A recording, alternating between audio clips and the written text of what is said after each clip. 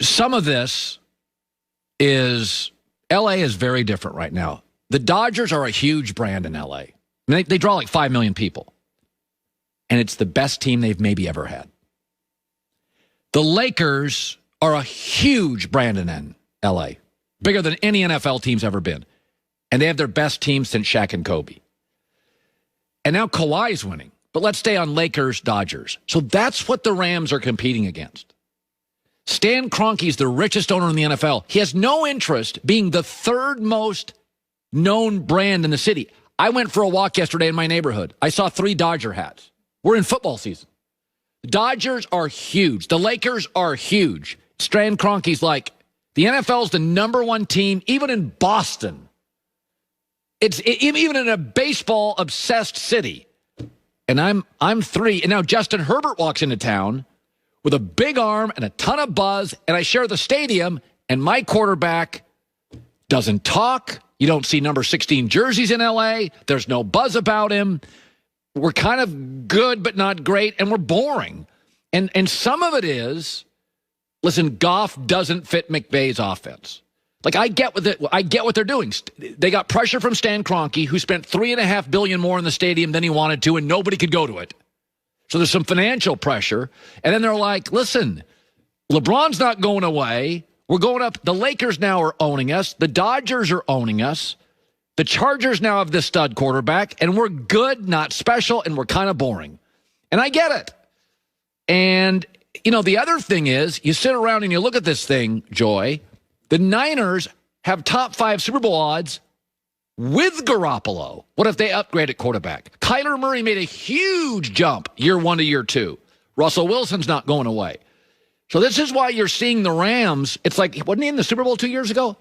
Listen, LeBron's changed it. The Dodgers have changed it. Justin Herbert's changed it. You got an owner who spent $3.5 to $4 billion more in the stadium, and he can't get people in it. Well, then you better have number 16 jerseys, and we better be great. And there's a lot of pressure on these Rams. And I think, you know, it's just, this market now is so hot, everybody wins. You know, we say what we want about the Clippers, but they're now the hottest team in the NBA, and LAFC wins.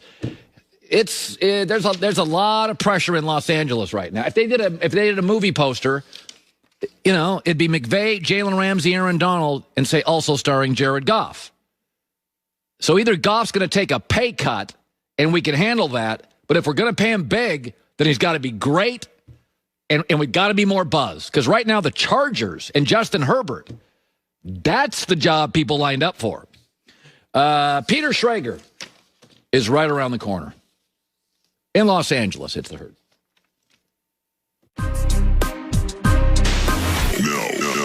on the news. This is the Herd Line News. Well, the Texans have reportedly hired Ravens assistant David Culley to be their next head coach. He's been a coach in the NFL for 27 seasons, but has never held a coordinator position. He spent the last 2 years in Baltimore, and John Harbaugh gave Culley a strong endorsement, saying he would be a tremendous hire for any team. Obviously, Deshaun Watson, according to Schefter this morning, has requested a trade from the Texans. Apparently, this happened weeks ago, and their hire was not going to have anything to do with him staying or not. This makes more sense now that we know that Deshaun Watson had asked for a trade a few weeks ago as to why Eric Bieniemy. So I saw the list today of the people interviewed. Yeah. I had heard of all of them and would have approved of all of them except this hire. So either I could be wrong. I've been way wrong before. I didn't think Kevin Durant was going to work with the Warriors. I'm reminded from time to time I said that. So I could be terribly wrong, but I think of the hires, Dan Campbell to the Lions and this to the Texans, Mr. Culley, don't feel right for me. Well, I'm rooting for this to work, but the situation provides that really anyone that was hired here wasn't going to work. Well, not without Deshaun Watson. Deshaun Watson is leaving, which means your most important position and the cornerstone to which you build your entire franchise around is not going to be there. Now, what if the Texans say we're not trading you? We're just not going to do it. It's going to get really ugly. Yeah, by the way, that's a possibility. We're just not going to do it. I don't see that happening. I don't. Deshaun Watson's not going to be bullied. He's not going to be bullied, and he's not going to ask for a trade if there's not a clear window for him to get out. And we've talked about this leading up to this situation. This is a very kind of rare circumstance where a player is very aggressively asking for a trade and everyone isn't against him, especially in the NFL. Well, this happens in the NBA all the time. And, some fans will be against it. I didn't love how Harden forced his way out of Houston. Yeah, that was so choppy. But we'll get over it. And then, they end up winning. It doesn't matter. Right. But this is a very unique situation. He's very young. He's a star. And he's carried the franchise. But his reputation and his ability have erased any of the ugliness of asking for a trade. A lot of this is Cal McNair is so, he's become the My Pillow guy of NFL owners. He's just I'm seeing too much of him. So Cal McNair, his father passed away, and several years ago he took control and he made a huge mistake. He gave Bill O'Brien, who won divisions. Bill O'Brien can coach. Nick Saban just hired him. So Bill O'Brien is not incompetent. Bill O'Brien can coach, but Cal McNair, instead of hiring a real GM, let Bill O'Brien be a GM. And like Belichick, we're seeing now as him GM, he whiffed on some trades, he whiffed on some draft picks, and that is not Bill O'Brien's fault. They offered him GM, he got more power, and he accepted it. But this starts at the top. Let's stop blaming players.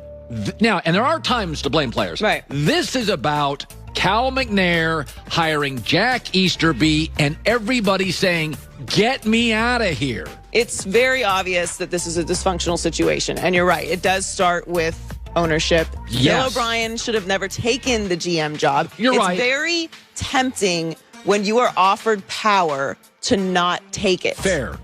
So it's understandable. If someone's like, you can control everything and make all of the decisions and have the bottom line and the last say, it's very hard to turn that down. We were talking about this morning. Let's say the Murdoch family said, "Oh, Colin, you now are going to run Fox Sports and do this." It'd be very hard for me to not say, "That's delicious." But in the end, this show would get worse, right? And I would ruin the other part. Everything's going to suffer. Okay, so. But I'm good at, I think I'm pretty good at this. So Bill O'Brien was good at the coaching stuff. Yeah. They offered him power. That Cal McNair, maybe going cheap, maybe not wanting to relinquish even more power, said, I'll just give it to this guy because I can control him. And in the end, this is what happens. This is an ownership issue. This is not a Deshaun Watson issue. It's two different jobs. Yeah, exactly. So to your point, one of them is going to suffer because there's a whole other person that should be dedicating all of their time and energy to being the GM of the team. You can't do that. You're spread too thin, and it backfired. And that's on ownership. That's not Deshaun Watson's call. And then you go to Deshaun Watson and say you're going to involve him, and then you don't, and go hire Nick Caserio, which he finds out about on social media. No one rationally would sit here and be like, yeah, Deshaun Watson should continue to spend